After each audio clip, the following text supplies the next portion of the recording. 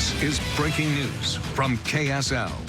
We're following two big stories tonight impacting members of the Church of Jesus Christ of Latter-day Saints. Tonight, they're mourning the loss of their leader and prophet. It just really feels like I've lost a loved one, a close friend. I have a lot of memories here with President Nelson. We're looking back at the life and legacy of President Russell M. Nelson. And a deadly attack on a church meeting house in Michigan, killing at least 2 people and injuring 8. I'm completely distraught.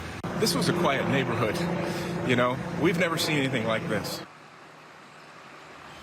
We have live team coverage on those 2 stories tonight. Dan Rascon is live in Michigan for us. Mike Hedrick and Deanie Wimmer are anchoring our coverage from Temple Square in Salt Lake. Let's toss it over to Mike and Deanie. Yeah, Ashley, it is really a somber night for church members. First off, dealing with that shooting coming out of Michigan and also the loss and the passing of church president Russell M. Nelson. News specialist Dan Rascon is live tonight in Michigan with the latest on the investigation. Dan, what have you been able to learn there tonight? Well, Mike and Deanie, as you can imagine, just a horrific tragedy out here in Michigan earlier today. I mean, this was a place of worship, a place where people were supposed to feel safe. Hundreds of them all gathered together in a Church of Jesus Christ Latter-day Saints chapel when suddenly the unthinkable happens. That was just earlier today. And here's what we know so far. Here's what we know about this tragedy. Police say Thomas Jacob Sanford drove a truck through the front of a church. They say he then got out of the truck and opened fire on people inside. Investigators say he then started the building on fire. So far, 4 people have died and 8 others are injured. One of those injured is in critical condition. Members of the congregation are feeling the impact of today's tragedy.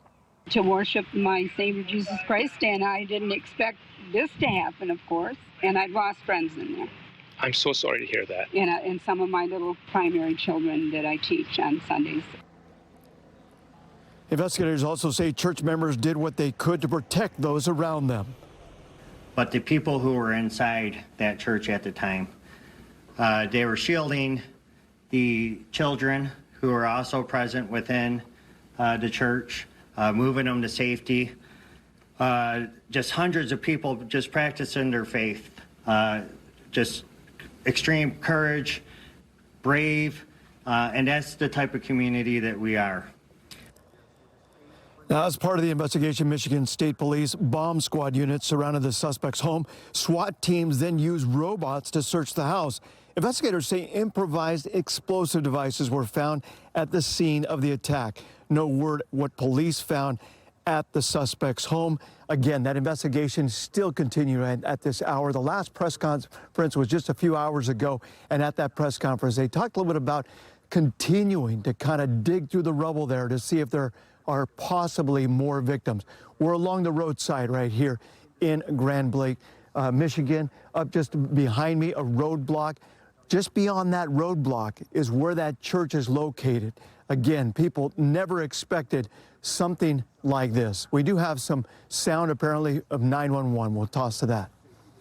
I need manpower up here ASAP. I have people trapped in the building. Repeat, people trapped in the building. We got children inside too.